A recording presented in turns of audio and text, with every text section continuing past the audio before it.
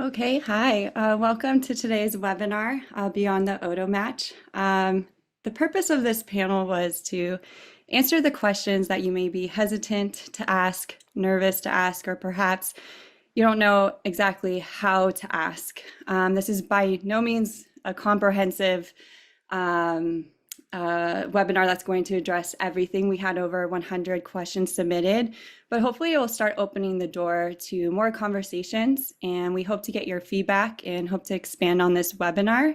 And we hope to hear more from you. We do have Q&A capability on this Zoom session. I believe your name will show up there, but your questions were anonymously submitted to the panelists. Other agenda today, I'll introduce our panelists today that I'm so honored to have on this panel. We'll talk a little bit about AO HNS Academy, the medical student experience, and then we'll end a membership and then jump into the Q&A portion. So my name is Amanda Bastian. I'm a PGY4, and I'm so honored to be your moderator for today. Our panelists include Dr. Haley Bourne, who is a attending at Columbia, who's done a lot of work in the academy. We also have Dr. Dana Crosby, who is a chair and a program director. And then we also have Dr. Gabrielle Heslop, who did her residency at University of Colorado and just started her pediatric fellowship at University of Cincinnati. And last but not least, we have Dr. Jake Lee, who just finished his head and neck fellowship at University of Pennsylvania and who will be starting his attending job at Stanford. We're incredibly excited to have you all. Academy is the world's largest organization for ENT. We have over 14,000 members with over 1,000 international members. And there's over 1,200 medical students. That's incredible. And we're really all here for advocacy, education, and networking, and more. We wanted to highlight the medical student membership. This is actually something I wasn't aware of as a medical student, but was really excited to learn about as a resident because it has some incredible resources for you. There's some learning modules, travel grants, rotation grants, and also opportunities for mentorship. So we highly encourage you all to look into this and join. I think it's an incredible opportunity. And feel for more information, please reach out to students at entnet.org, and we'll jump into our panel. Thank you so much, Pamela. And so with these over 100 questions that were asked, a lot of them are about the current auditions and sub-Is. I think everyone on this panel is currently working with medical students. And so the first question is, how do you feel competitive enough to apply? And Dr. Lee, we'll start with you.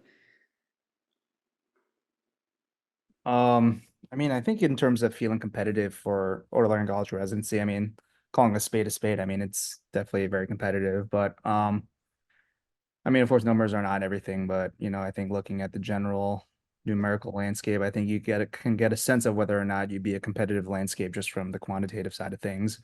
But also talking to your mentors, I think, is probably arguably even more important, and getting kind of their review of your CV, as well as kind of your credentials, as well as kind of their experiences working with you, and they can hopefully give you a candid perspective on how competitive you are. Especially, I think, attendings that are program directors or maybe have been through the process a little more recently, because believe it or not, they've been in your shoes, and they probably remember being in those shoes pretty vividly. Dr. Heslop. I think I will add, if you know that you don't really have access kind of at your own institution to mentorship, like really reach out there. And I know that there are a lot of people who are willing to mentor students who want to go into ENT. And those, I agree, are the people who are going to be the most useful to you in helping you figure out what are your weaknesses, what do you need to work on to be able to be the most competitive that you can be going into the application season. Dr. Crosby, what do you think, what advice do you have for medical students that don't have a home program? Yeah, that's a great question. I think one that comes up fairly often because you do feel at a bit of a disadvantage to not have the people that you would develop those close relationships with who can advocate for you, which is an important part of the application process. So I think, as Dr. Heslop just mentioned, identifying programs or mentors in other programs that maybe are close by regionally, so that you have a little bit of a easier time commuting if you're going to be able to spend direct time with them, or kind of having some commonality. So I think reaching out to regional programs is helpful. That said, if there's something that you're very interested in research, and there's somebody you know nationally or that you've interacted with nationally, you could reach out to anybody. I think one of the nice things about ENT as a specialty is that really most people are pretty approachable and kind and want to help mentor students. I have personally never been turned down by somebody that I reached out to and said, hey, do you want to work on something together, or could you help me through something? So I think that's a really great path. And then also attending meetings, just like Academy and other similar meetings, and networking and meeting people is very helpful as well. As Pamela reminded us all, today is the last day for the early bird registration for Academy. Dr. Bourne, what tips do you have for students that are currently on sub-I rotations? How do you stand out? So I think that your biggest advocates on sub-Is are actually the other the residents. They spend way more time, at least in our program, with the sub-Is than any individual attending. So I always say that every person's job is to make the person one step ahead of them look good and make their lives easier. So if you can take some of the responsibility, some of the workload off of the intern, they're going to advocate for you to get to do more and introduce you to people within the program. So the advice I always give the medical students in our program, who I work with very closely, is look at what the intern is doing every day, every morning, and see if there's any of those tasks that you are capable of doing, and either volunteer to do them or just do them and show them the work. And that's going to be the first step to standing out. Dr. Heslop or Dr. Lee, any additional advice for students on sub-Is currently? I think one of the things that I always found really nice to see was when sub-Is would work well together. I think it shows that you're able to work as a team with someone who, yes, they're your competitor, but at the end of the day, you know, if you work really well with that person, I think it shows that you're mature. It shows that you're a team player. And I really respect that, especially if you guys are both doing a great job. And so I think that's something that people forget, and sometimes there's a little bit of animosity between sub-Is, but I think it's really nice when they work together and help each other out, and ultimately it's for the betterment of the entire team. So that's a good thing to do. Yeah, I think Dr. Heslop, brought up a great point. I think kind of couple concrete things that I think impresses me in sub-Is are I mean, as menial as it seems, always having the supplies ready on the get-go, because rounds, especially on head and neck, are going to be really, really hectic. And, you might have to see, 10 to 20 people in less than an hour. So having less kind of run around time, grabbing supplies, really, really helps. In addition, I think I've always been impressed by sub-Is who will choose to do the task that no one else wants to do, whether it's, wound care for this patient, a very difficult patient, whether it's the wound itself or the patient's personality,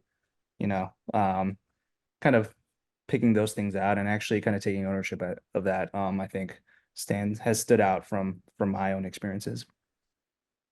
I agree, like anticipating needs and doing things that will really help the team are super helpful. Dr. Crosby, now that step 1 is now pass fail, there's a shift on step 2. There were a lot of questions about what is a good step 2 score, and is that now where the new emphasis is? Yeah, so I think this is something that's debated even among faculty, right? When we go to SUO and other meetings, how much does it matter, and should we put emphasis on it? I think the idea of step 1 is to move away from that kind of making a number represent an entire person. But I think that human nature is, as long as there's some sort of objective data, we're going to use that, because in the end, everybody applying is excellent. And so what can we find to help differentiate one person from another. And so I think those scores are important. I will say I probably put a little bit less emphasis on scores because for a long time I've thought that that isn't really very much what represents a person. So I think those scores are important. I don't know that I could give a hard number of like a score that you should shoot for. I think you do your best, right? And then shoot for the best score that you can get. But I think for me, I tried my best, and I've always tried my best to kind of look at the full application. And the thing that stands out for me the most is if I can look at somebody's application and see that they have anything to me that represents that they're a hard worker, something that shows that they're willing to put in extra effort and kind of go that extra mile, that actually matters to me more to me than any score. What do some of the other panelists think? How do you stand out in an electronic application? I found when I was applying, which was an embarrassingly long time ago already, that one of the biggest things is personal connections, which can be intimidating, but if you work with an attending or even a resident that you're very close with and that are willing to introduce you around at academy or send an email on your behalf saying, hey, this person's applying this year, just keep an eye out. And it's not even saying you need to interview this person, but just to make them remember your name. That's a really great way to sort of separate your name from the stack.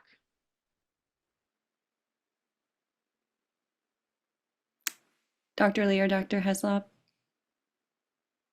I think I'd add just, you're representing yourself in your application. And I think it's really important that if you know that from a score standpoint, that's something that's a weakness for you, or you're not as competitive, that you then are highlighting the things that truly make you more competitive, because usually, there are other things in your application that can be just as impactful. And so I think highlighting those things is something that can take you very far. Yeah, and kind of in a similar vein, I think with kind of knowing where your weaknesses are, kind of as Dr. Heslop mentioned, if research is your weakness, maybe consider doing, it's kind of a big commitment, but these days it's way more commonplace, taking an extra year to shore up that weakness. Let's say you have a very unique kind of hobby or so, really elaborate on it in your activity section of your application, or maybe even in your personal statement as well, because unfortunately, those are the only places where you can have your personality and have that interests show. So I think those are places where you can take advantage of. So this question is, am I what I feel to be a layperson, capable of being successful in ENT residency and becoming an adept, excellent surgeon? Dr. I Crosby, love that question. Dr. Bourne, yeah. I Dr. saw Bourne, that ahead of time and I thought that was such a fantastic question. I agree. It really resonated with me too, because that's exactly how I felt when I applied. And then when I was matched, I still had that feeling. And I still sometimes I'm do. still a layperson. I still have that feeling. I think that the realization comes by slowly, that all of a sudden you realize, oh, I actually know more than a first-year med student, or I know more than the third-year med student. I actually can teach somebody something.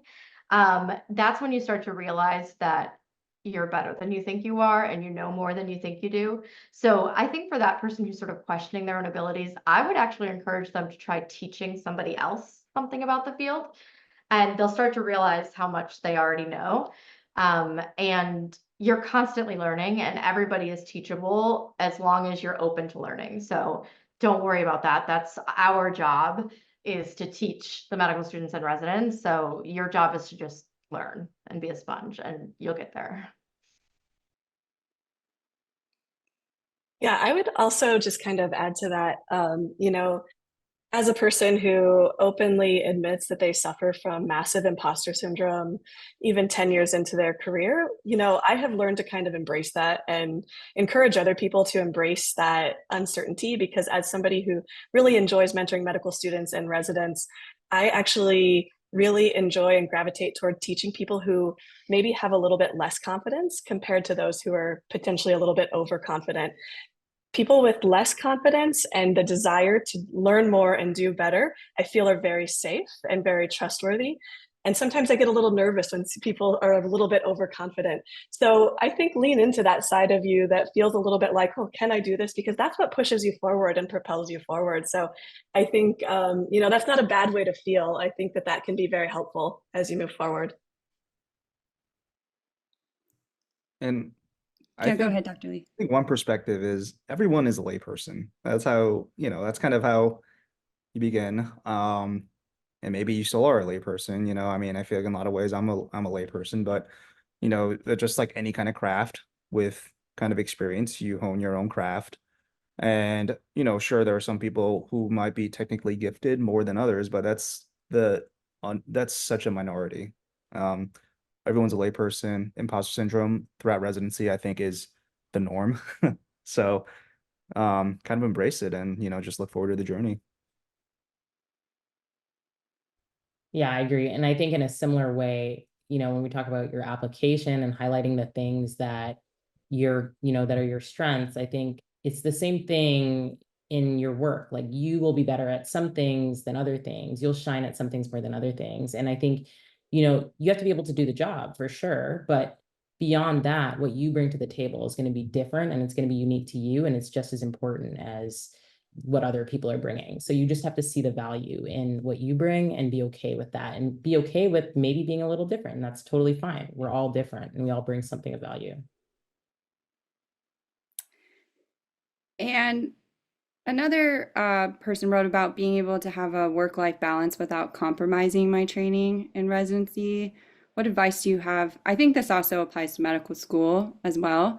But what advice do you have to someone who is worried about also, really trying to be the best ENT resident or best medical student they can be, but also trying to attend to other priorities and values they have outside of the field? Dr. Bourne?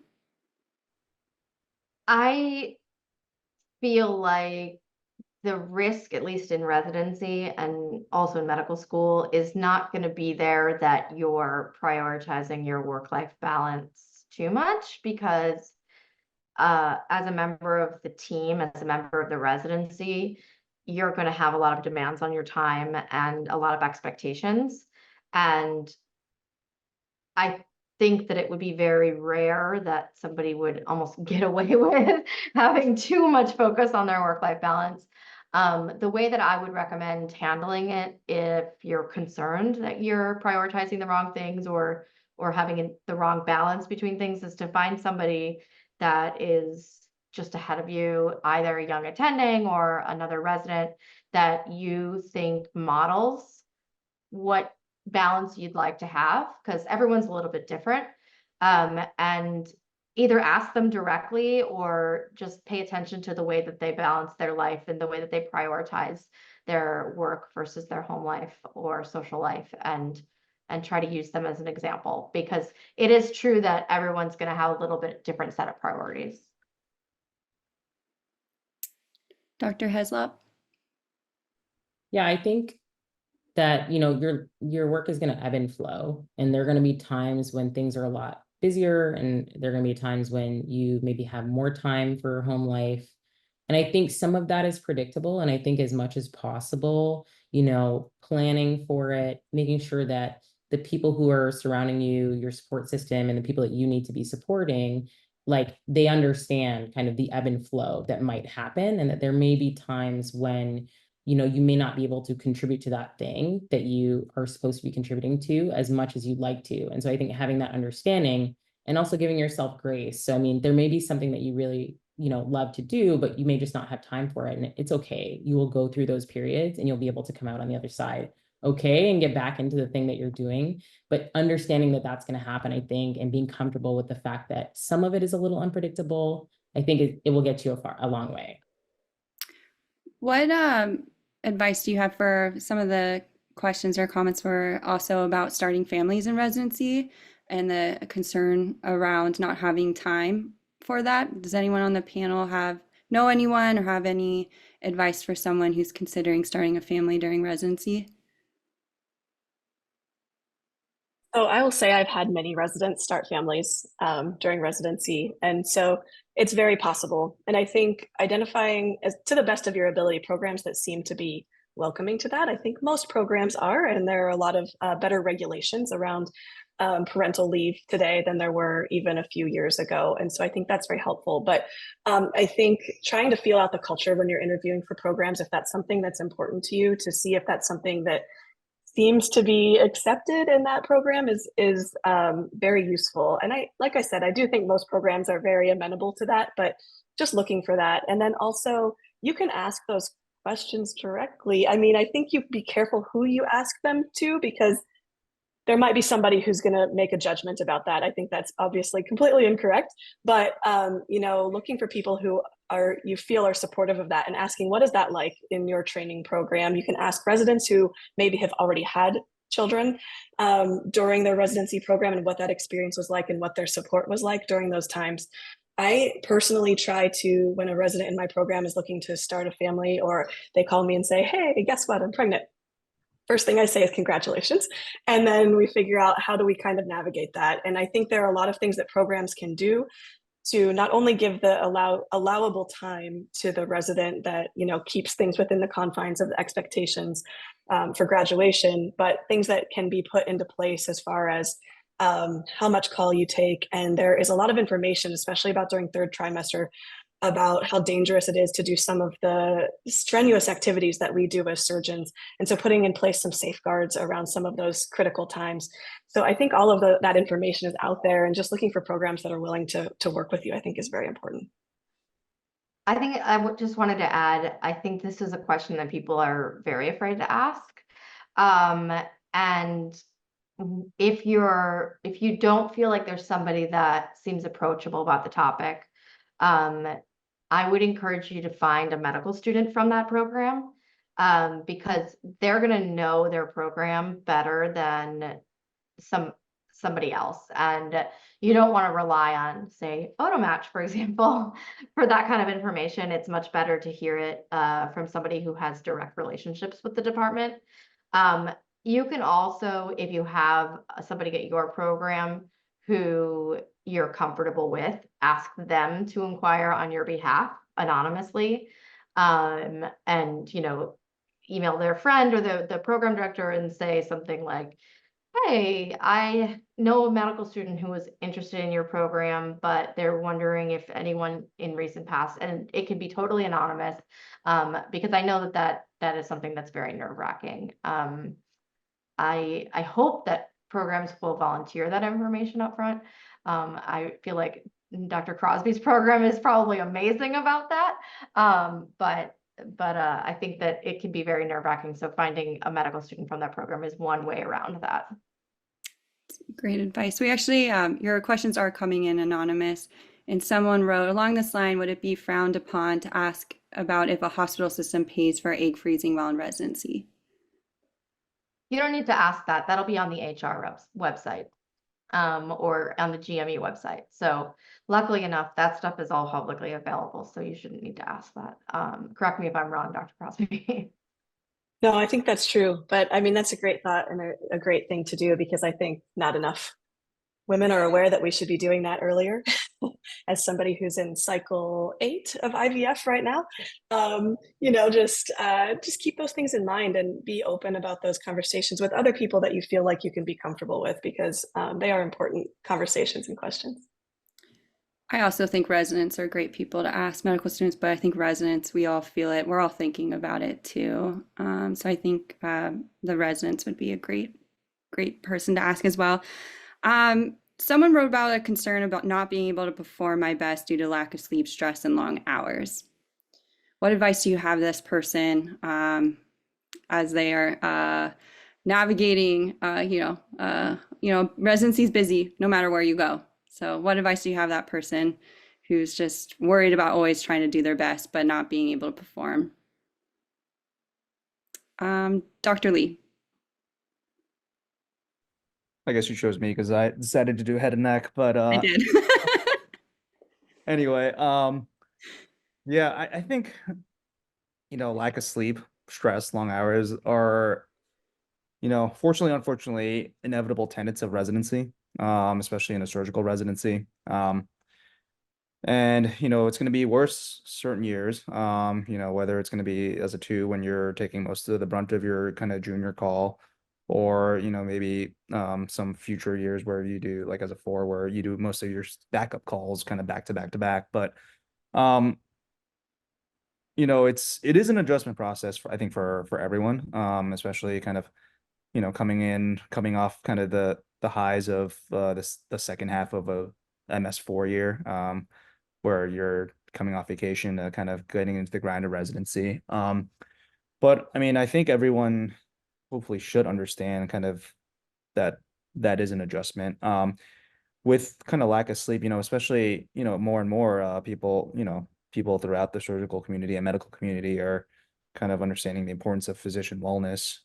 So I think if there's a lack of sleep and you think it compromises patient care, like speak up, talk to your peers who may be able to cover for you while you kind of go to the call room for, a few hours of sleep, or maybe kind of end early that day. Talk to your program director, your associate program director, if you really need, especially if you feel like people are not being cognizant of your needs. I mean, these are basic needs after all. And it's with the long hours, fortunately we are capped with by the ACGME, and there's a cap for a reason. So it's not, there shouldn't be any punitive measures if you speak up. If you do feel like you're going over, just think of patient care first. If you think you're what you can provide, given your lack of sleep and stress and long hours, is going to compromise patient care, then I think that should come first. And there are people that can cover for you, whether it's your peers, senior residents, or your attendings. Dr. Hesloff, do you have anything to add? You're a busy fellow as well. Yeah, I mean, yeah, residency is busy. I think, you want to perform your best despite being tired, but the truth is that if you're too tired, you're a danger to yourself and others, like in your regular life, like just driving home from work and at work. And so, one, I think being kind of deliberate about like, going to sleep at a certain time if you can, and like making sure you try and get as much sleep as you can.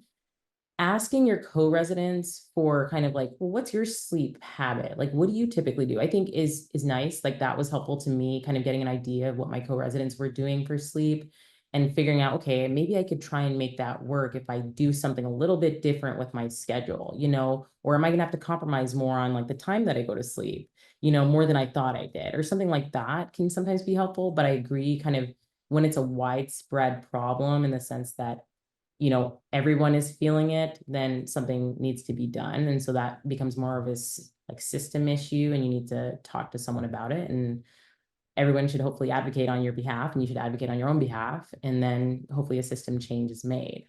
But yeah, we all want to be our best, but of course, without sleep, you're in danger. So I think that's a really important thing to note for sure. Absolutely. So we had another anonymous question. Dr. Crosby, I'll direct this to you. How do you determine if a program is open to DO students? Yeah, I mean, I think, seeing kind of the past history, have they matched DO students in the past? I think that's one way. Additionally, I think it really comes down to just being able to show yourself and show yourself well. I don't think a lot of people get too tied up in that. If you go and rotate at a program and you stand out and you do an excellent job, I think that matters so much more than anything like that. So I think just finding ways, again, as we've already talked about, to stand out both in your application, on your audition rotations, and just kind of being your best self and showing that you're a valuable member of the team, I think goes way deeper than those things. I agree. So this question is, has the journey been worth it so far? And do you regret your choice with matching into a surgical subspecialty? Dr. Bourne? So people always ask, like, would you do it again? And I think that my truthful answer is if I could go back all the way back to undergrad, I might say, well, there are so many other jobs in the world that I didn't even know existed. But once I decided on the course of medicine, I cannot fathom doing any other specialty. Like the balance of peds and adult, inpatient, outpatient, surgical, non-surgical. I mean, I tell the medical students at our program this all the time, that like there's just no other specialty that has that variety.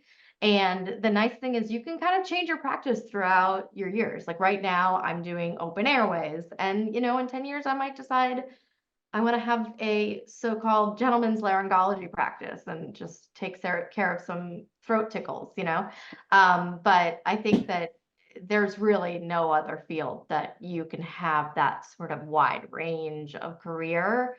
So it's great for indecisive people like myself. Dr. Crosby? Yeah, I agree. Like, I mean, if you asked me to do residency all over again, like if I was really going to start over, I wouldn't want to do that, but I'm glad I did it once, and I wouldn't want to do it twice. But I think I could not imagine doing anything else. Like I have a little bit of a different schedule in that I have a fair amount of administrative time. My happiest days are my 2 days a week when I'm in the OR. I like look forward to those days, and that is my happy place. I put on my music that I like to listen to, and I'm surrounded by people that I like to chat with. And that is my happy place, taking care of patients and kind of doing that. And, whatever it took to get to that, to me was absolutely worth it. I wouldn't change a thing. I love the other people in our specialty. I love the patients that we get to take care of. I love the diversity, as Dr. Bourne mentioned. I think it's just a very fulfilling career. I always say with otolaryngology, it's kind of taking care of how patients perceive the world and how patients themselves are perceived, because kind of dealing with this is a very personal and sensitive area. And so I think we have really major impacts on patients' lives, and that's super fulfilling. I'm going to give a caveat here. You're looking at a lot of people who are very enthusiastic about the field. But I don't think I've ever come across an ENT in my life that hasn't had a passion for the clinical work. Obviously, there's frustrations within medicine, but I don't think that I've never met somebody in ENT who hasn't liked their clinical job. And I've met people in other specialties who haven't liked their clinical jobs. So, Dr. Lee, Dr. Heslop, has it been worth it? Would you do it again?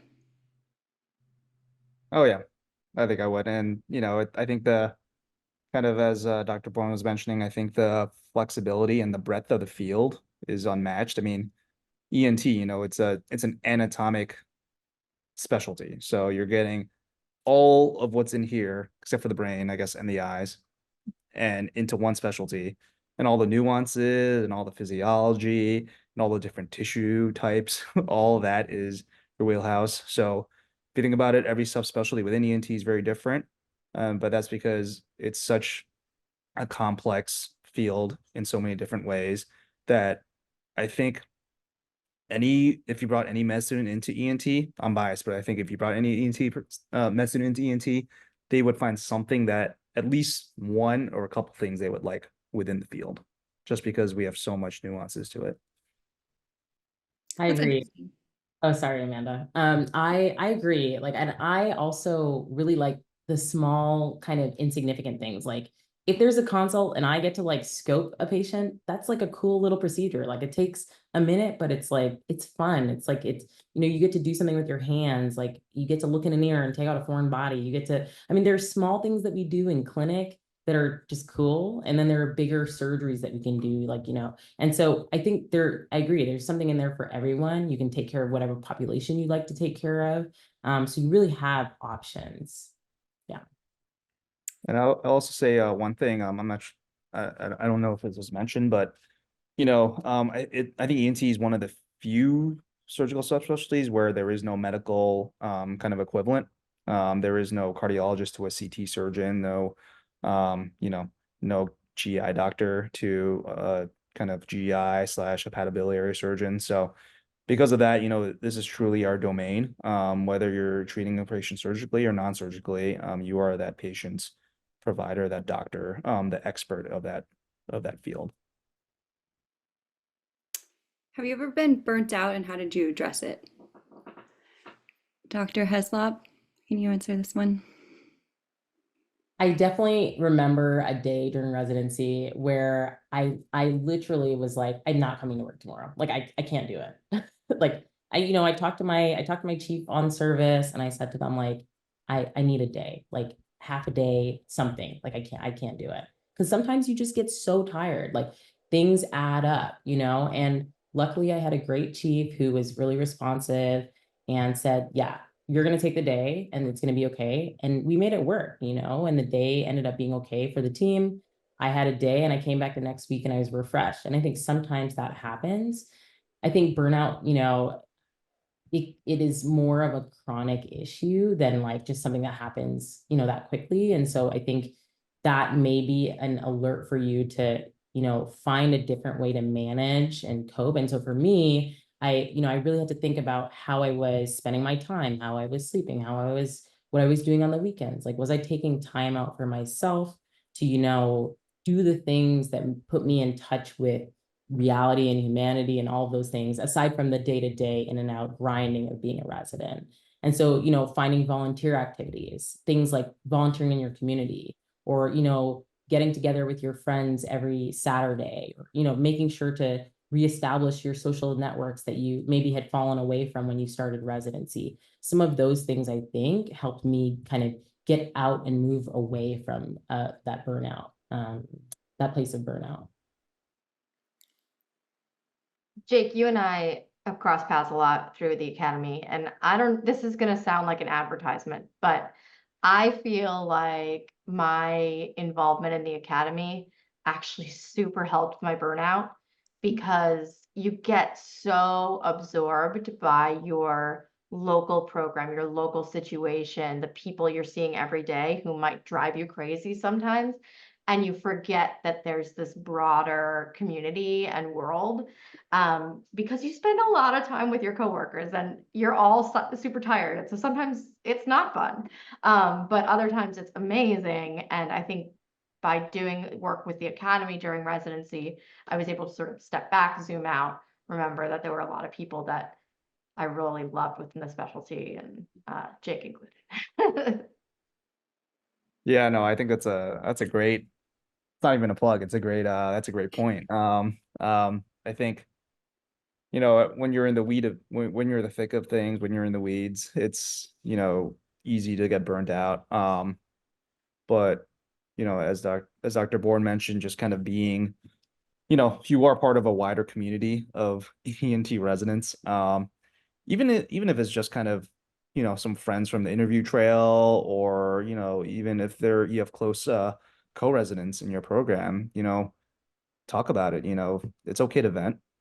Maybe not in front of your attendings, but just it's okay to vent outside, grab a drink, or grab some coffee on a free weekend, and talk about it, talk about the goods, the bads, and then I mean, even if I think even if there's not even a true solution, I find that cathartic in a way, just talking about it and just knowing that I have colleagues that are also in the trenches, and we're all in the same place going towards kind of a mutual goal.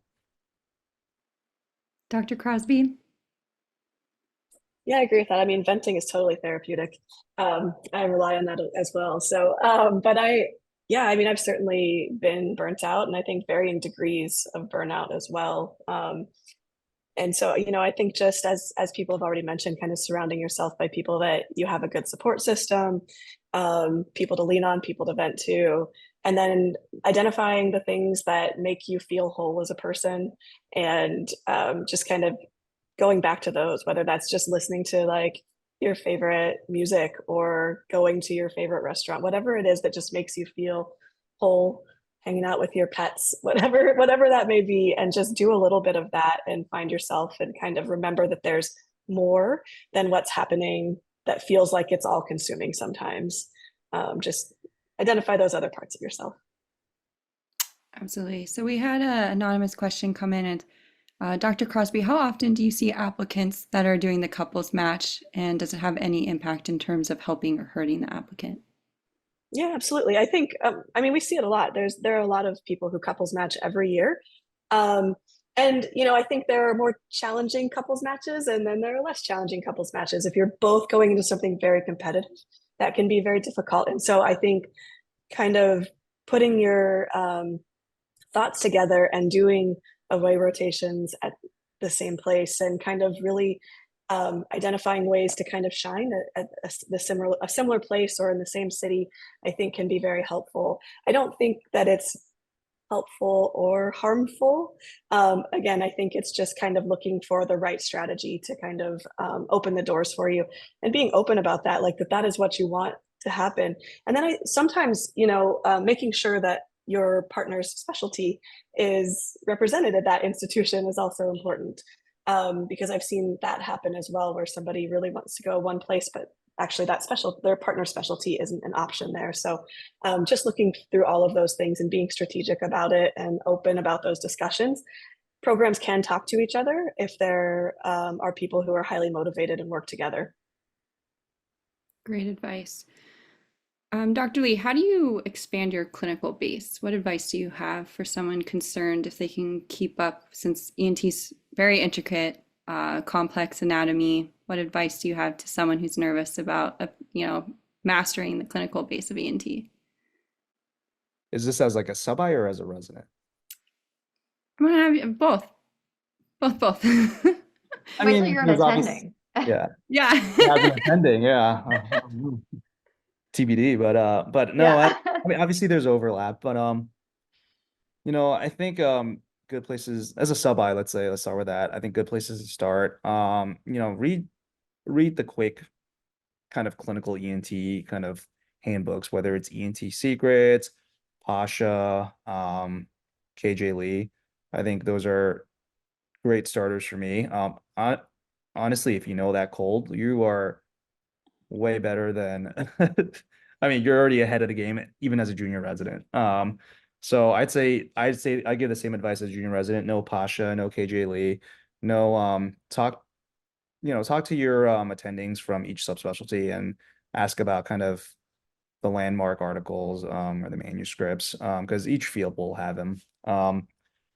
And in terms of continually expanding your clinical base, I mean, every year as a resident, you're going to have to take the in-service exam. And every year, if you're like me, you're going to cram, in the last, few weeks for it. And what I did for that is I did board vitals. The academy also has their own training course now. So, I would definitely check that out. If you have, if you're interested. It's never too early. Um, and, I think just doing kind of those practice questions also will give you kind of a quick rundown of kind of the high points of the field. And what I did was anytime I read something, I wrote my own notes and I have them all organized by each subspecialty. And I got to a point where, after a few years of doing that, as I was a senior resident, I had my own notes and I would just have to read my own notes and maybe read any kind of new articles that might have come through the pipeline. And I felt that that gave me a good kind of overall summary of the field and prepared me well for boards.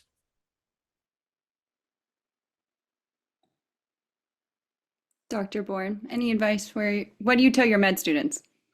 Oh, well, I actually am going to change the focus a little bit.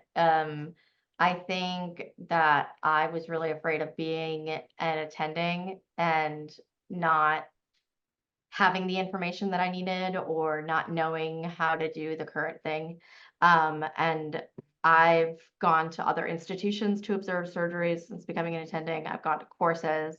I spent a lot of time talking to my partner about what he would do in different situations and my fellowship mentors. So those people that you turn to right now to ask questions of don't go away just because you get to the next level. So, I fully expect the medical students that I'm working with next year to text me when they're an intern and be like, hey, what do I do in this situation? Like, I'm nervous about this. Or, I fully expect for the rest of my career, I'll be asking my partner how he would manage a situation. So I think that finding people to ask those questions of and know that that's everybody does that. Everybody does. Even like the most senior people have a text chain of people that they say, oh, I saw this really weird thing today. Have you guys seen this before? So everybody is always asking each other about how to do things. I'm going to follow up with you. When in your residency did you feel like you started feeling confident in knowing what you were doing? I went to Cincinnati, and the day that I was on call and I had an attending and a fellow from other specialties and multiple residents look at me as a second year resident for what to do next was the day I realized that like I have something to add to the situation because I actually knew the answer of what to do next. And I think that those moments start to happen a little bit more and more frequently.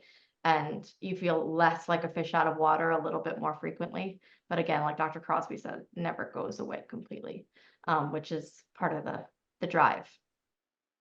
Any other panelists have a moment where they feel like they transitioned from being a new resident to finally knowing what they were doing? I was going to say probably at the end of a 3-month rotation on anything. You're like, I can run this with my eyes closed, you know. Somebody, it just takes time, and it's you're gonna be great at the end, and you're gonna start anew at the bottom again, like the next month. And so it's just kind of part of how things go, and that's the journey. That's kind of the excitement of it. I think it sucks to not be great at things all the time, but like you're not learning if there's not a bunch of new things that you don't know. So it's part of the journey. Yeah, I always joke that I think I could finally be a really good resident. So, I think that as everybody has said, you're constantly learning. And what I often find is, and this question has kind of come up in different ways throughout this conversation, but people being nervous about not knowing everything. There is a reason that residency is 5 years and that we continue to learn throughout our career, as Dr. Bourne just mentioned. There is a reason that we don't expect you to come to residency having sprung from the womb, knowing everything about otolaryngology. And so I have to tell people over and over again, you have to trust the process, right? Like we train residents every year and we know how to get you through as long as you're doing your part and you're putting in the investment of the time, energy, and effort. We know how to get you to that next level and how to keep you moving forward. So trust the process and you're going to get there and it's just going to happen. Like, and it kind of happens, as has been mentioned, like you don't even realize it until you're in that moment. You're like, I know something, like you don't know it's happening, but we know it's happening. Regarding letters of recommendation, Dr. Crosby, do you recommend having all 4 letters in ENT? If you have a mentor in another field who knows you very well, is it better to have them write your 4th letter, or should you ask another ENT who might not know you as well?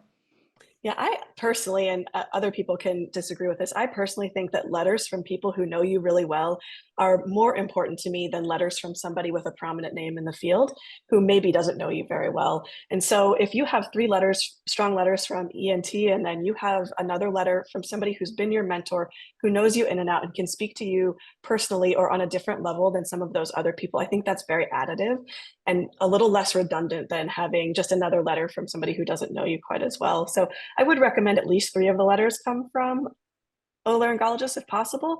But if that 4th letter comes from somebody who's just like, really knows you inside and out, like I think that's actually value added.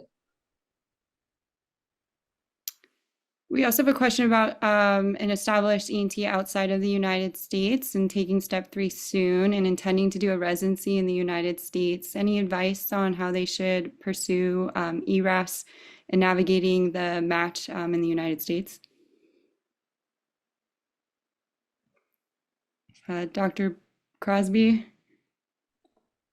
So yeah, we've had international graduates and international graduates who have done residency programs in other countries as part of our training program. And so I do tell people that unfortunately it is an uphill battle. I mean, there's no denying that it can be a difficult path to pursue, but I understand the desire to pursue it. And I think if you're very committed to that, again, I think it comes to back to making contacts that, I think, especially for international medical graduates or otolaryngologists practicing in other countries already, making contacts, working on some research projects together, and getting into the community, I think can be really helpful because it is very challenging.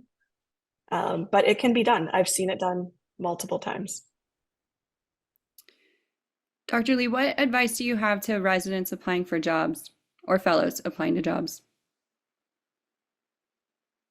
I would say start early, which, as cliche as that sounds, I think, at least when I was doing this last year, I had a running list of programs that posted jobs, and then also just a running list of all programs. And, I had even for the ones, well, there's different ways that people say. Some people say that for certain jobs, if it's already posted, it's already kind of too late. I don't think that's the majority of cases, but that is the case in a few instances, unfortunately. So, that way, if there, let's say there's a part of the country or a program you really love, they don't have a job that's posted, you're not sure if there's an opening, cold email them. I've probably sent at least 50 cold emails to different programs, and the worst you're gonna get is a no, or they'll ghost you. They won't respond, which is fine. I'm not gonna lose any sleep over it, but at least, you shoot your shot. If I've known colleagues who've gotten jobs that way, and whenever let's say there is a job that is posted, apply early. You know, a week after it's posted, it might be already too late. So apply early, have all your kind of references in line, in terms of, at least from my perspective, for jobs, all you needed was a name and an email, and then they would reach out to the person. It's not really a letter per se. But have your references already in hand when you start fellowship, and when you have a good relationship with um your fellowship mentors, or let's say your residency mentors if you're a senior resident. Then ask them, hey, if when the opportunity comes along, would you be able to be a reference for me? And 10 times out of 10 they'll probably say yes. So that's at least some concrete advice I can give. Dr. Bourne, do you have any advice for someone looking for a job? I think everything that Jake said was perfect.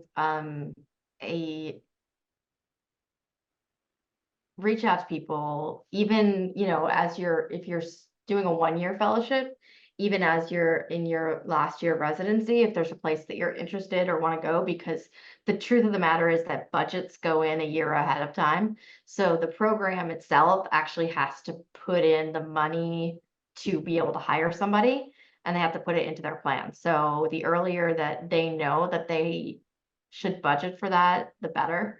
I was fortunate and did a 2-year fellowship, so I was able to be ahead of that. But like I tell the fellows that come in to the 1-year fellowship right away, start emailing people, start asking if there's a program that you're interested in.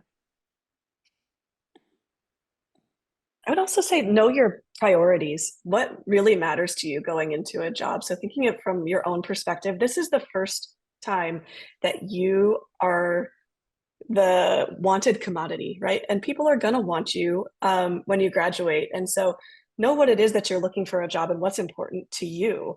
Is it location? And if it's location, then you might have to give up some portion of the position that's important to you, but you make that decision before you go into the situation, knowing that I want to be in this specific location. What are you willing to give up to get that? But if it's the perfect job, then maybe you're willing to go anywhere for the perfect job. And when I interview applicants for faculty, I always ask them, if you could create your dream job, what does that look like? Because I need to know if I can get close to that. Because if I can't get close to that, then I'm not doing either of us a favor bringing them in. And so I want to make sure that I can give them what they're looking for. And whether that dream job looks like a part-time job, or that dream job looks like, I want X to be part of my surgical practice. We need to be able to be open about those conversations. And so I encourage fellows or residency graduates to be honest about what it is that you want, because there's no value to going into a job that you're going to leave soon. It doesn't help you at all. It doesn't help the program. And the reality is a lot of people do leave their first jobs shortly after starting because it's not a good match. So try to think about prioritize your priorities and how to find those in a job. And what matters to you, if you have a partner in your life, them being happy matters a lot. So that's the main reason that people leave their first job is their significant other or their family needs. Dr. Bourne, I saw you unmuted. Did you want? No, I was just gonna say that last part is that most people's first job is not their last. I still feel like I'm gonna be at Columbia forever, but you know, in reality, I know that that's very unlikely actually. But I think that it's hard to remember that when you're in the throes of it. And yeah.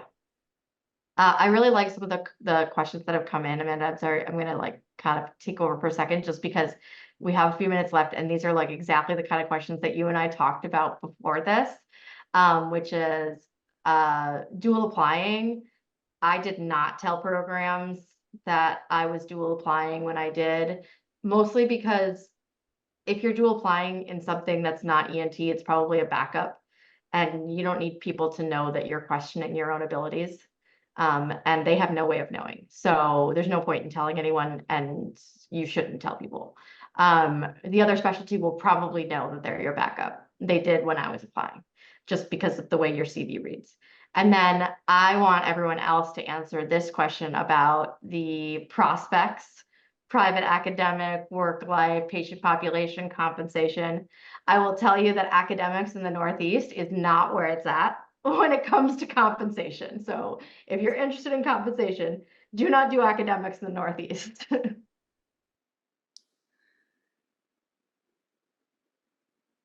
Yeah, I think it's a pretty heavy question. But I mean, generally, you're going to make more in private practice than in academia. That's the truth of it. And it is going to matter geographically. I think medicine is one of those. It's one of the few fields where if you live in a place that is more expensive, aka more desirable in a way, you're going to make less. And whether it's private practice or academia. And also, I think how much in terms of compensation will depend on your compensation model. I'm not in attending quite yet, so, it's still a little foreign to me, but it's, how much are you RVU based in terms of, each procedure or each kind of patient visit that you see might be weighed in terms of what's called a revenue value unit or RVU, or are you collections based? Are you gonna collect what the insurance companies are actually paying you, as opposed to just a relative value unit. These are probably all just random foreign words to many of you listening, but there's a lot to it. And even in private practice, whether you're solo, group practice, hospital employed, whether you're owned by a private equity firm, which is really, really abundant these days, that is really going to impact your compensation model, your longevity in a way, your contract, your job security. So, it's not black and white at all. So I don't know. That's a lot of information. It's way more than I can say in, a minute or two, but yeah, there's a lot to it. Talk about your comp. People will tell you not to, but amongst your friends, talk about your model, how it works, what are the pluses and minuses. I do airway for an underserved population. I'm much better off in an RVU model than a collections model. The vast majority of laryngologists, which is a very procedural heavy field, are much better in a collections model. So it highly depends on what you're doing and where you're at. Yeah, I agree with that. Be willing to talk to people because you might find out that you're doing great, or you might find out that you're not doing so great and that you need to do something about that. And I would be wary of any job that isn't transparent about what your partners make, what you might make. Like any of my faculty, if they came to me or anybody that I'm looking to hire, I have no problem showing them, maybe not like the names because that's a little bit personal, but this is what all of the people in the department make. This is where I would expect you to fall. And this is how we help you get there. I think that there needs to be transparency about that because historically there have been gender, race, et cetera, issues that play into that. And if if people aren't willing to show you those numbers, and this isn't the first conversation you have with somebody when you're going to a job interview, but as you're getting close to kind of thinking, this is where I want to end up, then you need to have these conversations and you need to be emboldened to have these conversations. Because if they're not willing to show you that, then there's probably something they're ashamed of, right? And so I am a big advocate for just being very open and very transparent about how that all works. Well, we are up at our hour. I want to thank our panelists so much for being here, and to our medical students and to the people who submitted questions. I learned a lot. And as an academy, we hope to continue to answer these questions and do more webinars like this. This will be recorded and the slides will be available. But again, I just want to emphasize how amazing this was, and I really appreciate everyone's participation. Well, thank you so much, and I hope everyone has a good night. Thank you. Take care, everybody.